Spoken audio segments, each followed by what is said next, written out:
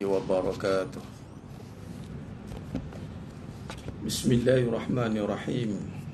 Innal hamdalillah nahmaduhu wa nasta'inuhu wa nastaghfiruh wa na'udzu billahi min shururi anfusina wa min sayyiati a'malina. May yahdihillahu fala mudilla lahu wa may yudlil fala hadiya lahu. Ashhadu an la ilaha illallah wahdahu la syarika lah wa ashhadu anna Muhammadan abduhu wa rasuluh. Allahumma salli ala sayyidina Muhammad wa ala ali sayyidina Muhammad. Rabbi yassir wa la tu'assir, Rabbi tammim bil khair. Rabbi shrah li sadri wa yassir li amri wahlul 'uqdatam min lisani yafqahu qawli. Allahumma aftah alaina hikmataka wa anshur alaina min khazaini rahmatika ya arhamar rahimin. Wallahu allazi la ilaha illa huwa alimul ghaibi wa syahadah huwa rahmanur rahim. Wallahu allazi la ilaha illa huwa al-malikul quddus al-malikul quddus as-salamul mu'minul muhaiminul azizul jabbarul mutakabbir. Subhanallah amma yushrikun. Wallahul khaliqul bari'ul musawwiru lahul asma'ul husna. Yusabbihu lahu ma fis samawati wal ardh wa huwal azizul hakim. Wala hawla wala quwwata illa billahil aliyyil azim. Wala manja minallah illa ilayhi, amma ba'du. Ayyuhal mu'minun ittaqullah usikum wa iyaya bittaqwallah faqad fazal muttaqun. Sidang jemaah yang dimuliakan Allah Subhanahu wa taala, mudah-mudahan kita semua tergolong dalam golongan hamba-hambanya yang benar-benar bersyukur. Amin ya rabbal alamin. Alhamdulillah, syukur pada Allah Subhanahu wa taala pada petang yang berbahagia ini Allah pilih kita lagi sekali untuk terus berada di dalam suasana ketaatan. Yang ini ketaatan yang paling utama bagi setiap mukallaf itu adalah menuntut ilmu. Talabul ilmi fardhatun li kulli muslimin wa muslimat. Dan menuntut ilmu ini perlu menjadi agenda utama dan yang paling penting, dan kita kena habiskan masa kita sepatutnya dengan niat menuntut ilmu, walaupun dalam af'al perbuatan kita bekerja sebagai contoh. Kita berniaga, kita mengurus itu, mengurus ini. Namun niat utama kita itu adalah sebagai penuntut ilmu. Sebab kita nak belajar, kita nak ambil faham setiap perkara yang berlaku, pasti ada mesej yang nak Allah sampaikan kepada kita, yang mana manusia itu Allah jadikan adalah sebaik-baik kejadian kerana padanya ada akal. Allah bagi akal ni bukan nak suruh fikir dunia nak makan apa, duit nak dapat berapa, rumah nak besar mana. Walaupun itu guna akal juga, tapi taklah guna sangat seperti mana yang Allah kurniakan akal untuk mengenal dia. Allah bagi akal kita ni supaya diisi dengan ilmu, dan ilmu yang paling utama untuk kita isi itu adalah ilmu mengenal Allah Subhanahu wa taala. Jadi ilmu untuk mengenal Allah Subhanahu wa taala ini mestilah kita perbahaskan, yakni ilmu tauhid, dalam konteks menjadi asas kepada agama, usuluddin, yakni awaluddin ma'rifatullah. Adapun dalam hidup kita, bila kata kita ni beragama Islam dan asas kepada agama Islam itu adalah ma'rifatullah, lalu kalau kita hidup sebagai orang yang beragama Islam, sudah pasti kita kena ada ilmu untuk hidup, bagaimana nak jadikan segala apa yang ada dalam hidup kita ini asbab untuk mengenal Allah. Itu mesej yang besar yang membezakan iblis dengan Nabi Adam AS. Suatu kejadian awal muasal kejadian Nabi Adam AS itu, sebelum tu dah ada iblis dah, malaikat pun dah ada. Apa yang membezakannya? Malaikat dan iblis itu beramal. Macam kita fahami lagi, kena amal ustaz, kita kena amal. Ya, iblis pun beramal dah. Tapi di mana darjat yang membezakan iblis dengan Nabi Adam AS itu? Ilmu ni maksudnya. Allah mulakan kejadian Nabi Adam AS itu dengan Allah mengajarkan ilmu kepada Nabi Adam AS. Wa'allama Adam al-asma'a kullaha summa 'aradahum 'alal malaikah. Kemudian Allah suruh para malaikat menceritakan balik apa yang telah diajarkan kepada Nabi Adam AS. Waktu itu belum lagi ada amal perbuatan yang kita dok faham lagi. Dan kita nampakkan semua perbuatan afal, perbuatan sehingga kita lupa perbuatan itu mesti diawali dengan kefahaman. Kepala bagi amal, kefahaman. Kepala bagi amal itu kefahaman. Bila tak faham, beramal banyak macam mana pun boleh menjadi asbab malah merosakkan kita. Sebagai contoh amalan untuk kita sebut dengan lafaz Allah, la ilaha illallah. Kita zikir kan dengan bilafzi, dengan lafaz. Tiba-tiba dengan lafaz tersebut jemaah sekalian boleh jadi rosak pada diri. Ustaz, saya sebut Allah, Ustaz, takkan boleh rosak? Ya. Sebab apa? Ketika kita sebut Allah, tetapi kita tak faham bahawasanya Allah itu maha besar, maha berkuasa, tetapi akhirnya kita tetap merasakan diri kita berkuasa. Malah tanpa sedar, ketika sebut Allah, sebut kalimah Allah, kita zikir, tersirat dalam hati ni, nak nampak mulia pula.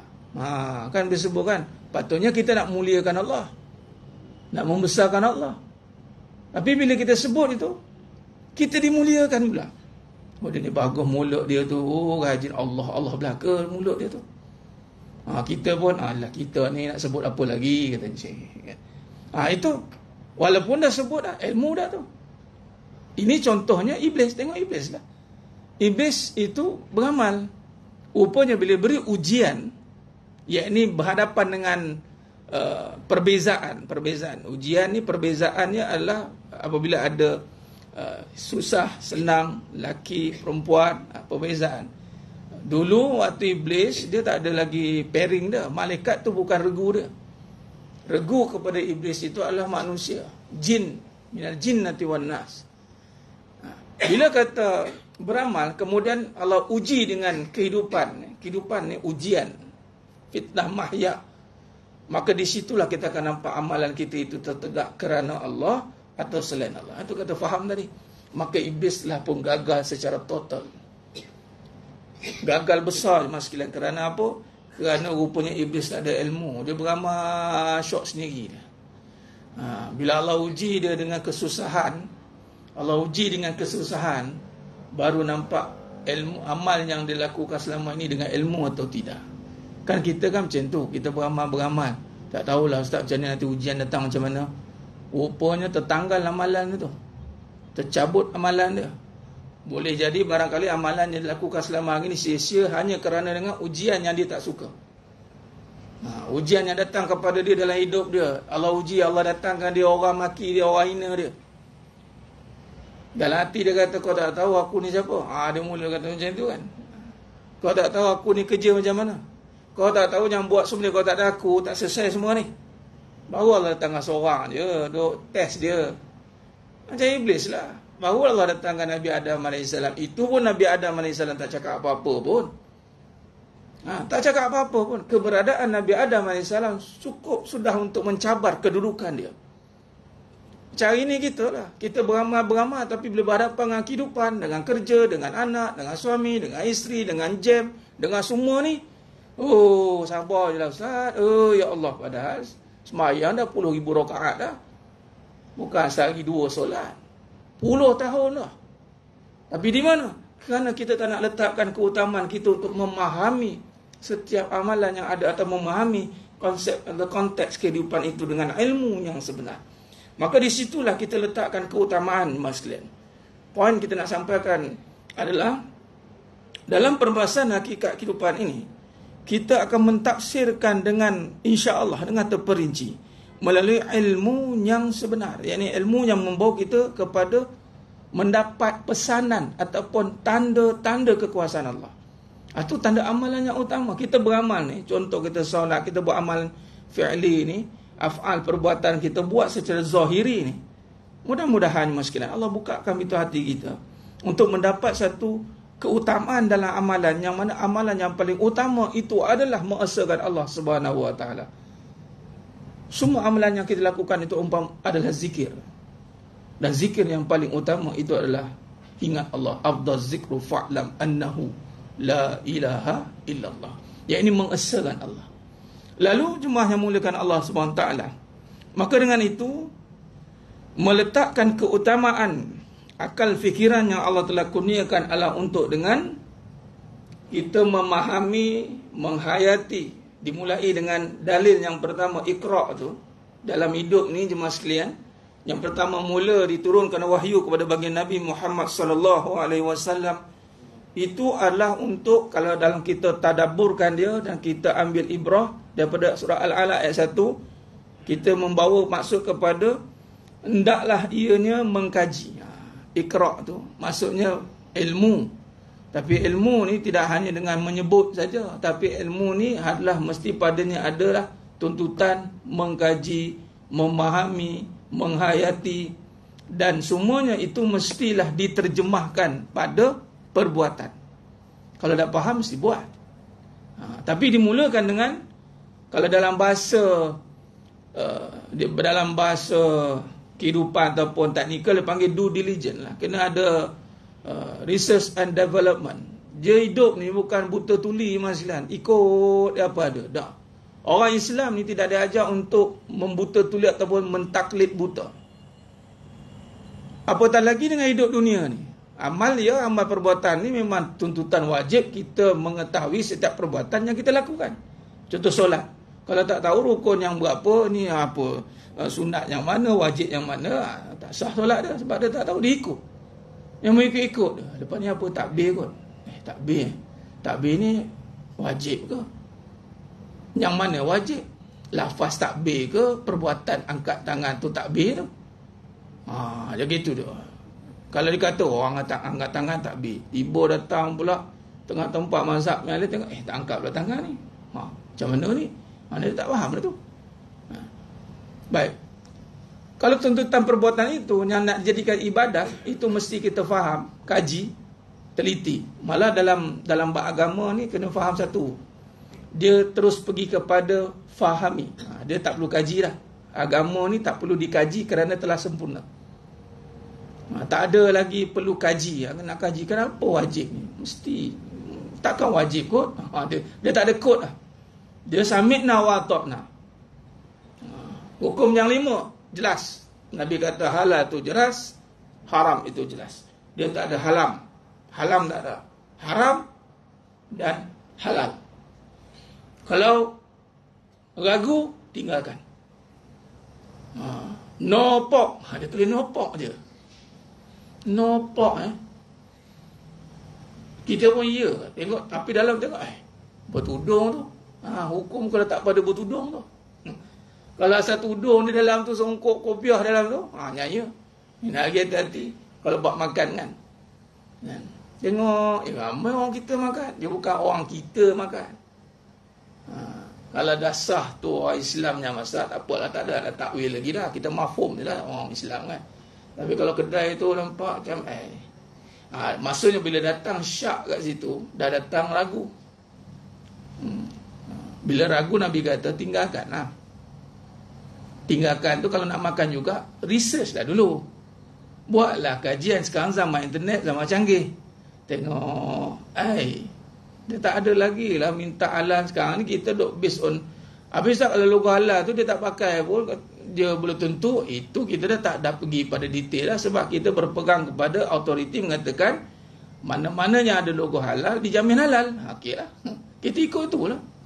Kita terlepas dah walaupun kalau dia tipu. Bermaksud mana-mana hukum dalam Islam, syariat agama yang telah jelas, yang ada nas dia, tak ada takwil. Takwil maksud tak ada nak, takkan kita jadi baik Ustaz, takkan saya kena jadi solehah, suami saya tak soleh. Dia tak ada. Kalau kata Nabi kata, Allah kata kena jadi wanita solehah, walaupun lah bersuamikan Fir'aun, you have no objection. You have no right to object. Kerana suami saya Fir'aun. Salah. Sebab ini suruhan Allah. Bukan jadi solehah sebab suami itu baik. Bukan. Mana hukum tak perlu dikaji. Tapi terbalik, agama sekarang dikaji. Walhal dah sempurna, dikaji, akhirnya mengelirukan balik. Walhal yang patut dikaji dan difahami, itu adalah kehidupan kita. Hidup ni kena dikaji. Sebagai contoh, betul ke hidup kita ni pergi celik mata, masuk pukul 8, balik pukul 5 tu je, lepas tu kena anak, isteri, suami, itu ni. Apa sebenarnya hidup ni? Tu kena kaji. Sebab kalau kita tak kaji tentang kehidupan yang mana ada erti yang lebih besar, menyebabkan kita akan hilang semangat dalam hidup ni. Sebab kita akan buat rutin yang sama memang sekalian. Kadang-kadang orang kata naik bosan, Ustaz, saya ngadak jalan yang sama. Naik kematu saya duk ulang alik jalan yang sama. Hati-hati. Timbul dah berapa ramai orang hidup ni dia keluar perkataan bosan. Kalaulah dia keluar perkataan bosan, namun dia kata saya mikirkan anak, Ustaz. Saya mikirkan sebab pakan nak kena bayar. Kalau tak kena bayar ni saya ni mau hati saya tak kat sini dah. Saya sebenarnya dah zombie dah kat tempat kerja ni, Ustaz. Zombie dah ni. Hati tak ada kat sini dah. Hai. Habis kerja ni untuk apa? Yang itu kena kaji. Kehidupan sebagai seorang pekerja kena kaji. Kaji dan fahami. Ada. Sebab tu Iqra' tu letak depan. Kaji. Apa yang nak dikaji? Pertama yang nak dikaji itu berbalik pada agama tadi. Apa yang Allah tuntut atas manusia yang berakal ini? Mengenal Allah. Jadi makna kata, kalau dah tentang ibadat yang khusus tu kita dah kenal terang-terangan makrifat bil hukum, ini bermaksud kita dah nampak ini surah Allah, maka dah tak ada takwil dah. Mana solat itu tiang agama. Tak perlu tanya dah kenapa kena solat. Itu orang makrifat itulah. Dia solat sebab surah Allah. Kena jadi soleha. Kenapa? Tak ada tanya dah kenapa. Sebab Allah suruh. Mana hukum tu jelas. Tapi kalau bekerja, itu masih objektif. Masih subjektif lagi. Sebab apa? Kalau kita tak faham secara total, secara jelas, hati-hati je mas sekalian, akan datang satu sifat yang dipanggil tadi.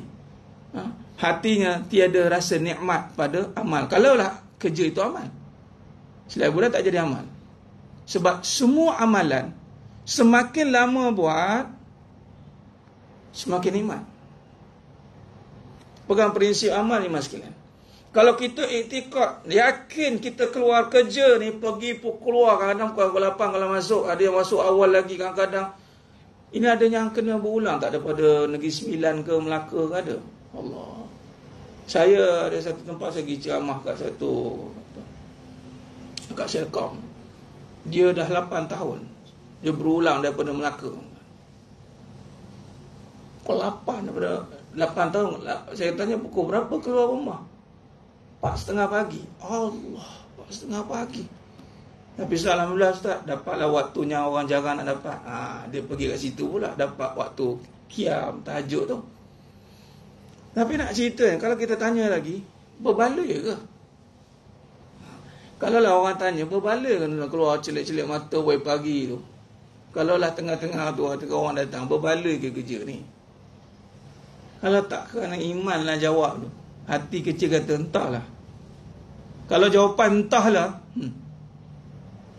makna kita belum faham. Malah kaji pun tidak, faham pun tidak. Tapi kalau jawab, keluar tu dengan dia faham dan dia telah kaji. Faham mesti datang pada kaji. Apa yang kau nampak pada pekerjaan ni? Yang pertama, saya diperjalankan oleh Allah. Dia jawab begitu kan. Dalam usaha saya bekerja ini bukan sekadar cari duit, tapi nak mengenal Maha memberi rezeki. Tak pernah lagi orang cakap macam ni. Iyalah. Bukan semata-mata saya nak cari duit. Saya nak kenal sebab daripada duit tu orang selalu sebut cari rezeki. Saya pun nak kenal juga rezeki tu apa. Kadang-kadang kita lebih kenal duit pada rezeki. Tak kaji. Apa ciri orang tak kaji rezeki tentang dalam kehidupan? Buktinya bila tak ada duit, orang sebut tak ada rezeki. Berapa orang cakap gitu? Tak ada duit, tak ada rezeki. Adakah betul kenyataan itu benar? Kalau tidak benar, kenapa? Itu kata kaji tu. Kerana yang pertama, bila Allah gerakkan manusia itu untuk melakukan usaha dan usaha yang telah ditakdirkan untuk menafkahi keluarga sebagai contoh, ia melibatkan soal rezeki lah. Bila rezeki ni berbalik kepada dalil yang pertama, ini kata kita kaji tu. Allah suruh kaji dengan nama Allah, Bismillah. Berapa ramai orang melakukan usaha mencari rezeki dengan nama Allah yang bagi rezeki. Masuk kata, bila dia sebut rezeki, Dia ingat Allah tak? Dia faham tak? Kalau dia faham, mesti dia cakap begini. Dia keluar dengan yakin bahawasanya Allah telah tetapkan rezekinya, jamin rezekinya, tanpa perlu dia melakukan perkara yang bersalahan dengan syarak. Mengelak, buat benda yang, yalah kalau contoh bekerja kan, buat benda yang tidak ada dalam perjanjian. Perjanjian kata tak boleh buat ini, dia buat. Dia buat benda-benda yang bersalahan dengan hukum. Satu. Keduanya, sudah pasti dia pergi kerja dengan hati yang riang gembira. Kenapa riang gembira pula Ustaz? Tu kan rezeki itu kan bicara soal iman. Lalu dia bekerja kerana iman lah. Sebab dia yakin Allah bagi rezeki. Lalu dia yakin Allah bagi rezeki, maka kerjanya itu adalah kerana ibadah lah. Sebab nak meyakinkan diri bahawa Allah yang bagi rezeki. Duit sebab kepada usaha dia saja. Dia nak kenal bahawa rezeki Allah tu ada. Ada. Besoknya Allah uji pula. Wa naqasim minal amwal. Wa naqasim minal amwal. Duit dia sikit pula. Kejap ada, kejap tak ada. Tengok. Bila dia tak kaji, orang pun cakap, sebab tu kita kena ada duit banyak, barulah kita tak ada masalah duit. Kita pun ikut kata-kata orang yang kebanyakan. Surah Al-An'am ayat 116 Allah kata, jangan kamu ikuti kebanyakan orang di atas muka bumi ini. Kelak mereka hanya membawa kepada sangkaan semata-mata. Tidaklah lain mereka itu membawa sangkaan yang menipu saja. Allah. Hanya bawa sangkaan semata-mata. Contoh, bila tak ada duit, tak ada rezeki. Bila tak ada rezeki, dengan solat tak ke mana, awal waktu tak jaga, dia ingat rezeki tu atas dia. Sanggup dia meninggalkan solat sampai tahap kadang-kadang. Melambat-lambatkan solat, saja-saja dia lambatkan. Dia ingat rezeki atas dia ke mak. Tu bahasa dia. Kalau dia faham rezeki itu adalah hak Allah, dia hanya berusaha tanpa meninggalkan hak yang utama. Contoh lagi dalam bab menuntut ilmu. Sehingga kan menuntut ilmu ni Allah jamin rezeki. Tapi sayang sebab orang kadang-kadang dia tak nak ikat diri dengan ilmu. Walhal cuba tengok anak kita yang belajar, kita usaha payah mengejarkan, menyiapkan apa yang diperlukan. Sebab dia seorang penuntut ilmu. Sebab Allah jamin rezeki dia. Patut kita kena niatkan sebagai penuntut ilmu. Itu ketaatan nombor satu letak. Yang Allah sebab asbab menjamin rezeki adalah dia tidak akan menghilangkan masa dia. Dia tak ada istilah, oh dulu saya dah belajar lah, ni sekarang saya kerja, saya sibuk lah. Wallahi jemaah sekalian, orang beriman ni tak akan terlepas daripada ilmu pada diri dia. Malah sepatutnya siang kita dah bekerja, kalau betul kerja itu kerana Allah, iman sebab rezeki tetap, malam tu dia akan peruntukkan masa menuntut ilmu. Without prejudice. Okay, orang kata fair lah. 8 jam, 9 jam dah kerja. Untuk ilmu, minit. Itu pun minta maaf cakap. Saya bercakap sebab kita nak membetulkan kepahaman akhir zaman. Kita datang ajar bukan sebab duit. Kadang-kadang kita cakap, saya macam tadi ada puan kata, puan, Ustaz, Facebook Ustaz kena ban dah. Sebab kita cakap benda yang hak. Bercakap kadang-kadang orang sentak. Orang tak panggil pun ada. Saya, insyaAllah lah, dengan izin Allah SWT, dengan kehendaknya, ikut guru saya almarhum Datuk Seri Abdul Nafi. Beliau penasihat ke-12 Agung. Tuan guru kata apa? Almarhum. Saya cakap lah, dia nak buang, saya buang. Waktu tu Ustaz Azlan Shah, Negeri Perak, beliau nasihatkan agar tidak buat satu event ni lah. Sampai bangun lah, murka lah Sultan waktu tu. Ini apa yang beliau sendiri cakap lah saya. Anak tunggu juga, kok kena pecat ke? Tak ada juga sampai habis. Kena marah memang kena marah, tapi tak ada. Sebab kita menyampaikan yang hak.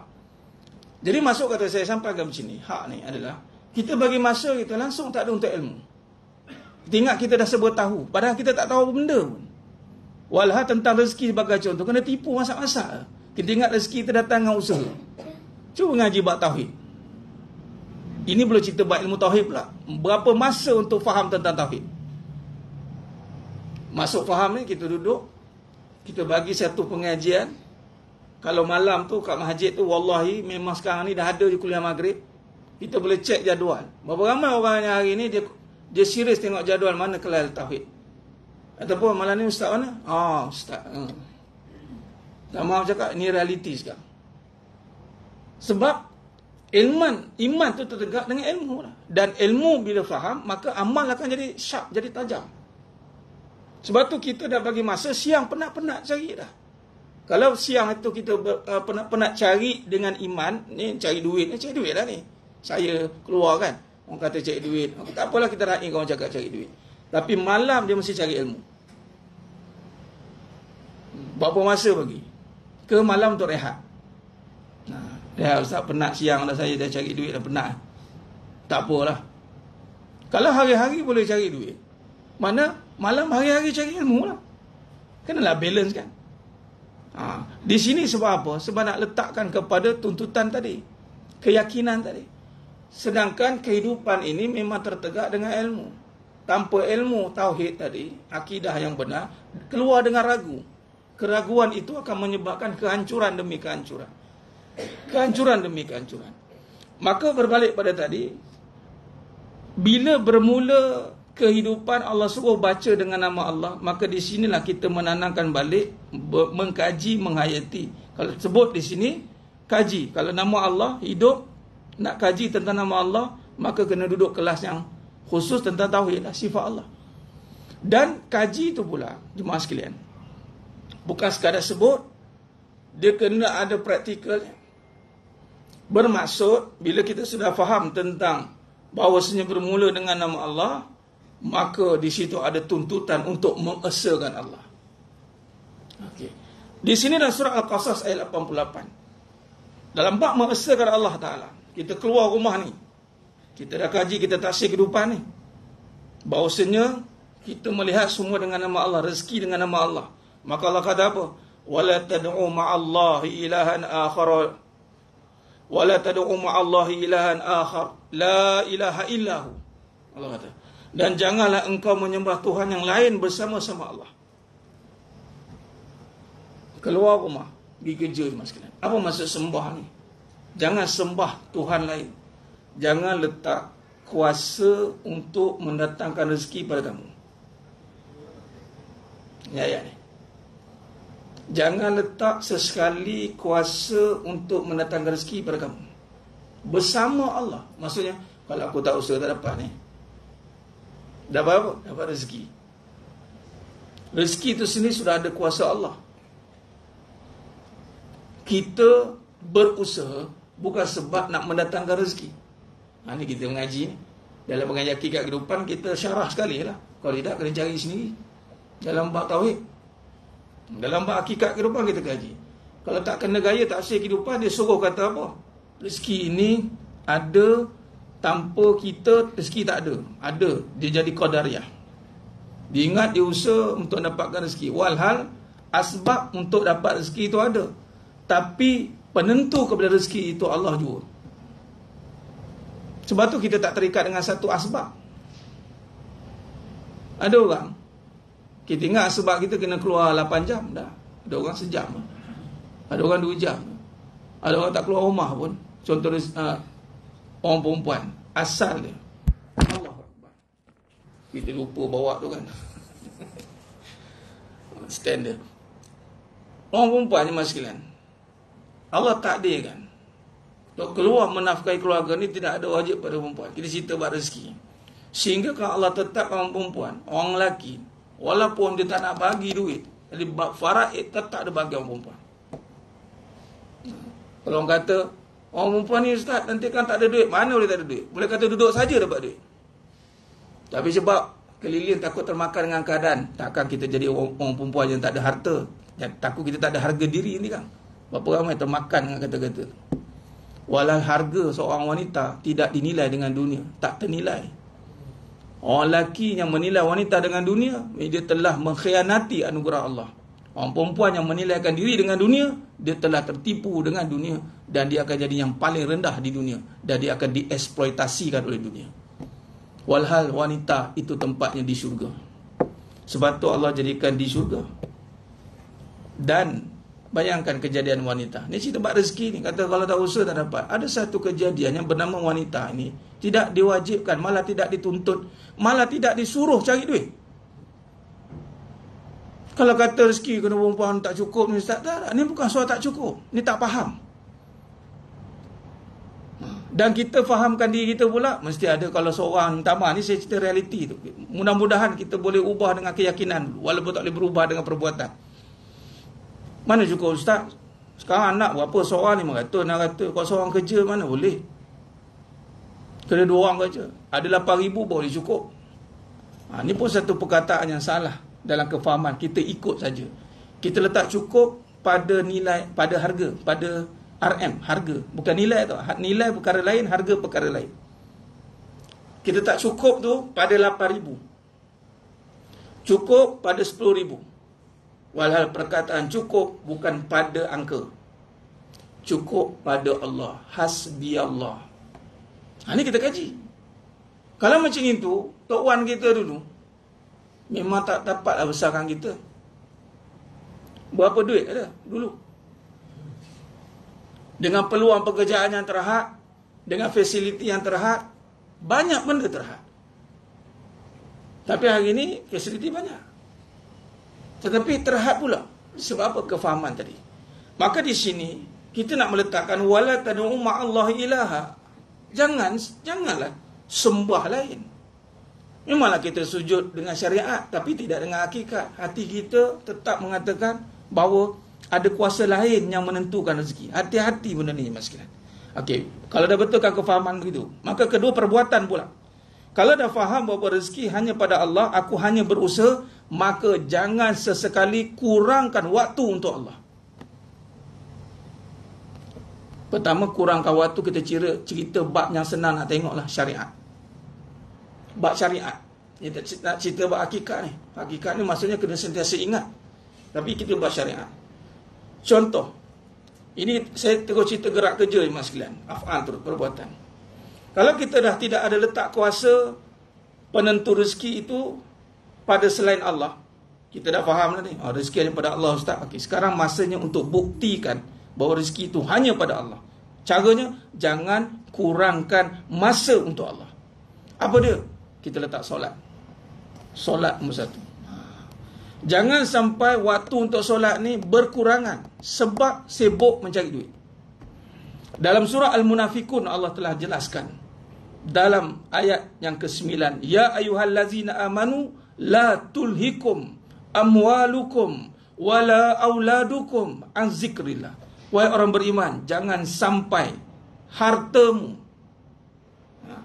urusan harta bendamu dan mengurus anak kamu, anak pinak kamu daripada mengingati Allah. Lalai. Bermaksud kita kena, ni kata berfikir ni, bab kerja kita boleh susun pukul berapa nak datang, pukul berapanya ini, berapa efisiensi masa yang kena disiapkan. Tapi bab solat pun begitu. Malah kita kena berdoa pada Allah, ya Allah, jadikan aku orang yang very optimis, sangat-sangat yakin bahawa aku boleh siapkan kerja ini sebelum waktu solat, aku dah siap. Dia jadi orang yang sangat-sangat orang kata efektif. Terutama kalau tak boleh lah. Sekarang alhamdulillah Zuhur kita boleh buat, asal mungkin kita balik kerja sangkut tengah-tengah. Tapi alasan yang tidak boleh diberikan adalah waktu maghrib. Ni saya nak suruh balik. Saya, Allah takdirkan 10 tahun berada di, baru sikit, tak lama sangat, berkisar dengan masjid. Kuliah maghrib kan. Waktu yang paling susah awak nak penuh adalah waktu maghrib. Sebab apa susah nak penuh waktu maghrib? Alasan apa nak bagi? Kerana tak boleh berada di rumah Allah waktu maghrib. Ini tidak diwajibkan ada perempuan pada lelaki. Lambat balik kerja Ustaz. Ayat dia lambat balik kerja ataupun penat balik kerja, solat dekat rumah. Sebenarnya ini tidak ada dalam urusan seorang lelaki, yang mana sepatutnya sibuk itu perlu diuruskan. Nak pula zaman sekarang, zaman yang boleh waste, masjid near me. Ni kefahaman. Nak sampai rumah dulu ke sampai rumah Allah dulu? Kalau dah tahu nak sampai rumah tak sempat, maka dah tentu kena sampai rumah Allah dulu. Kalaulah nisbah orang bekerja dengan rumah Allah, saya kira masjid waktu maghrib penuh. Pergi kerja ramai, balik kerja mesti ramai masjid. Ini realiti. Ni kata wala tad'u Allah ni, jangan kamu sembah selain Allah. Malah masa kita dah habis gas. Waktu maghrib tu paling kritikal. Dan jemaah sekalian, waktu maghrib adalah waktu paling penting. Dan sebelum itu Allah telah beri peringatan waktu asar. Tengok Allah riman, waktu asar Allah riman. Jaga-jaga, kamu rugi sekali. Jaga-jaga wahai orang beriman. Kecuali orang beriman. Kamu akan rugi. Balik petang penat. Penat lagi masjid jadi malas. Nak pula anak kata, bang, marilah kita makan sama ni. Allah, makan sama pula. Kita nak kena membina kasih sayang ni. Saya dah penat-penat masak tau.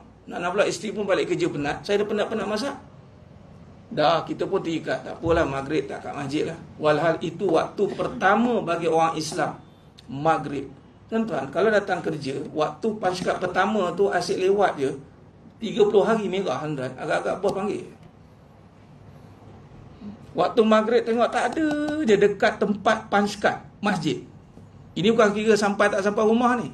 Kita boleh sampai mana-mana masjid di Malaysia, di Selangor ni. Surau ke masjid ke tak kisahlah. Dah ada beribu masjid dah. Tengok-tengok tak ada.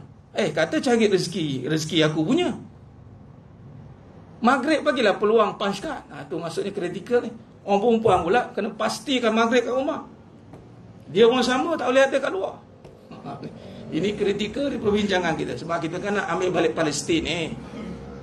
Saya pun bawa pendekatan untuk praktikal terus. Sekarang ni saudara kita tu dah beria-ria berperang kat sana ni sekalian. Marilah kita berperang untuk takluk masjid kita pula. Berperang dengan nafsu sendirilah. Tak kata kat orang saya, kita tahu waktu tu waktu kritikal. Takkan orang kata apa boleh semudah-mudah tu maghrib pancul kat masjid. Tak semudah itu. Kalau yang belum buat lah. Kalau yang belum buat kata boleh, try buat dulu, tengok susah macam mana. Memang susah sangat, melainkan di imam lah. Di imam bertugas memang itu. Orang kadang pun imam terkejar-kejar juga. Macam mana? Nak sekarang maghrib pukul 7. Tak cukup nafas itu buat. Jadi kena subuh dah tentu kita nak keluar pergi kerja. Subuh insya-Allah. Memang orang tekankan subuh kan, betul lah, tak salah. Tapi subuh ramai insya-Allah. Subuh ramai. Maghrib ni, setakat ni 10 tahun saya tengok maghrib ni, ya Allah. Apa masalah ni? Dah tak kerja dah malam. Tapi bila nak ramai balik, bila Ramadan nanti, ramai ni. Ramai juga yang tak kerja malam, yang ramai shift malam. Contoh kan. Ramai pula boleh berhenti waktu maghrib tu, bulan Ramadan kan, semua boleh berhenti. Elok je berhenti semua kan. Allah dah bagi mesej dah, kadang-kadang kita tak perasan. Ini nak menunjukkan kita kadang tak berfikir. Kita ni bukan kat sini mas kalian, ni kata ganti yang mudah bagi saya. Kita ni ustaz kat diri aku ni. Tak. Baik, jadi kesimpulannya mas kalian, apa kita nak buat? Maka ayat Al-Qasas ayat 88 ni Allah beri peringatan supaya tidak menyekutukan Allah. Hidup kita ni ibadah, nak jadikan kerja ni ibadah, jadikan niat untuk menuntut ilmu. Satu, keduanya untuk mengenal Allah melalui bab rezeki tadi. Rezeki ni caranya, bila dah kenal bahawa Allah bagi rezeki, amanu wa amilus solihat, mesti terjemah dengan amal. Amal utama tu mesti solat lah. Maka kita perbetulkan solat. Jangan kita ambil curi masa tu. Sedangkan Allah dah bagi masa solat itu, walaupun ada masa maghrib isya, ada masa zuhur asar, ada masa, tapi kita curi masa. Separuh daripada masa tu kita guna ke lain lah. Kita jangan curi masa ni masalah. Kita kena belajar untuk syapkan masa. Melainkan ada majlis ilmu macam petang ni, ada majlis ilmu 147 dah. Okey dah. Baik, jadi jemaah sekalian, itulah mudah-mudahan perbincangan daripada petang penuh barakah ni, Allah berikan kita kekuatan untuk memahami kehidupan kita yang perlu kita kaji dan fahami. Mudah-mudahan kita mampu menterjemahkan keseluruhan hidup kita menjadi ibadah. Wallahu alam. Itu saja, mohon ampun maaf daripada saya kekurangan terkasar kata kurang bicara dalam penyampaian. Hanya Allah Taala sajalah yang mampu menyempurnakan perbahasan kita pada petang yang penuh barakah ni, sehingga kita bertemu lagi pada seri akan datang. Aku qouli hadza wa astaghfirullah azim li wa lakum wa bila taufiq wal hidayah. Assalamualaikum warahmatullahi wabarakatuh. Tangguh dengan tasbih kafarah dan suratul as. Subhanakallahumma wa bihamdi asyhadu an la ilaha illa anta astaghfiruka wa atubu. Bismillahirrahmanirrahim. Wal 'asr innal insana fi khusr illa alladhina amanu wa amilus solihat wa tawassaw bil haqq wa tawassaw bis sabr. Wallahu a'lam bissawab.